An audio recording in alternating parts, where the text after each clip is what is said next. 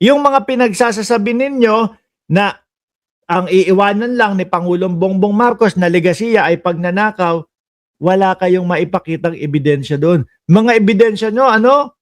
Yung mga mali-maleta na walang kwenta, mali-maleta na ano, yun ang gawang AI. Mali-maleta na hindi man lang maipakita na nandoon yung picture ni Pangulong Bongbong Marcos.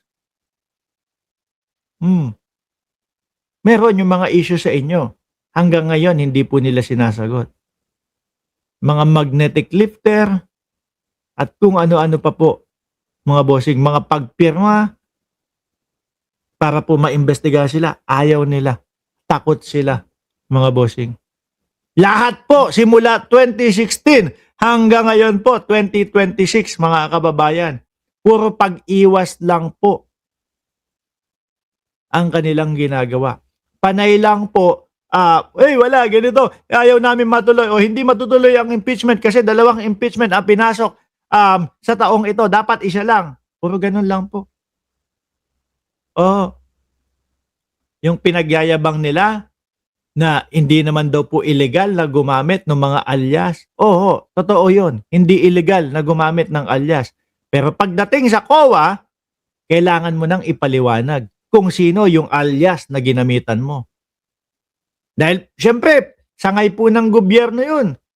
Yun ang nagche-check ho. Kung totoo ba na yung pera na iyon, binili mo ng impormasyon. Hindi naman po kalaban ng gobyerno o ng mamamayang Pilipino ang COA. Para sabihin nila, malalagay sa alanganin kung sino man si Mary Grace Piatos na sinasabi. Hindi po totoo yun. Talaga pong kapag gumamit ka ng alias, kailangan mo ipakita, ipaalam, no? Ipaliwanag kung sino yung alias na iyon. Nasasaktan na po kasi itong mga ito. Bakit po? Siguro yung mga dati nilang mga ginagawa o yung mga dati nilang mga aktibidades, hindi na po nila nagagawa. Kaya, binabanatan, binibira, at hindi po hinihintuan si Pangulong Bongbong Marcos. Sabi ni Duka, yung mga maleta na pinopost nila, may date ng taon, nakaupo pa si Digong. Pakita ko sa inyo yun, ha? Isama ko lang ho. No? Pinakita ito tapos si Baligod umaaray daw. Ayan iba na ho kasi ngayon yung teknolohiya, mga kababayan. No? Lahat po makikita na, lahat na matetrace na. Kung dati pa nga lang pati yung mga lumang bato, milyong-milyong taon na di ba? Na nakikita kung kailan ipinanganak yung bato, Kailan kaya pinanganak yung bato, no? Hanggang ngayon nagtatago pa din ho yung bato. Yan natetrace. Nakikita, nalalaman kung kailan ginawa. Yung mga kailan pinicturean, itong mga pagpicture. Tsaka yan na lang po. Yan yung mga ginagamit nila Boss Pulong. Yan yung mga pinapaniwalaan ng mga DDS na kanila daw pong ebidensya na kung makikita mo sila doon sa mga social media, kung mga mag-react, akala mo totoong totoo. Akala mo alam na alam. Akala mo nakita nila na nandun talaga si President Marcos. Meron ba? Nasaan? Agilapin natin yan. Si Linda Orellana. Ang dami mong satsat, wala namang kwenta bakit mababa ang trust rating kung magaling ang iyong presidente. King inang yan. Kayo na lang naniniwala dyan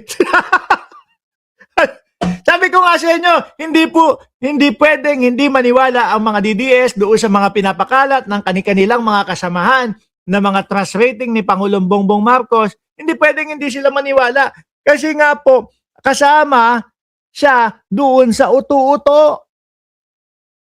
Di ba? Paano papaniwalaan ng mamamayang Pilipino yan? Bumababa ang trust rating ni Pangulong Bongbong Marcos.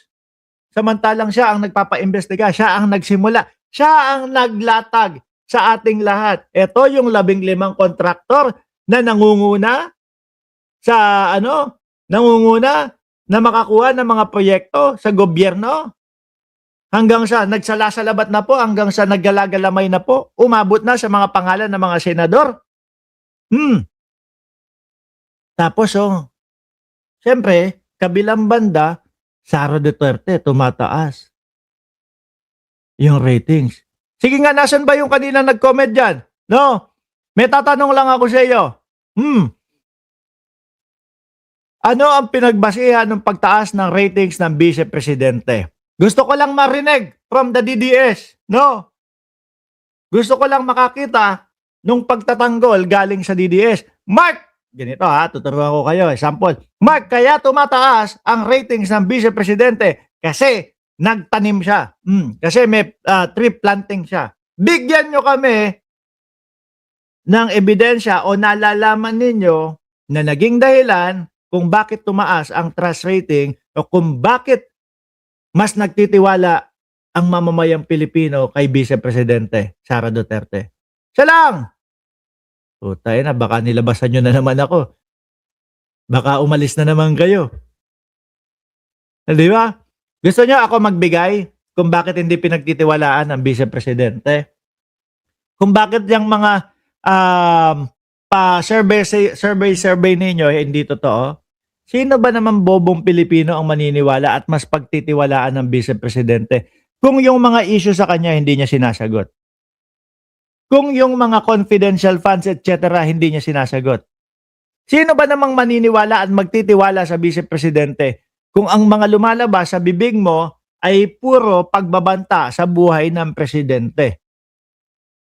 Na ang dahilan kung bakit ka umabot sa punto na nagbabanta ka sa buhay ng presidente ay dahil yung minamahal niyang staff, yung minamahal niyang staff ay hindi na makasagot doon sa Kongreso at muntik silang mabuko. Diba? Doon naman po ang pinag-umpisahan ng panggagalaitin ng dating ng Vice Presidente. Bakit hindi din po yan maipaliwanag ng Vice Presidente? Ipinatatawag sila sa NBI upang ipaliwanag. Anak ng puti, kaya ayoko nagtatanong sa mga DDS . Wala nang mga sumasagot Tree planting.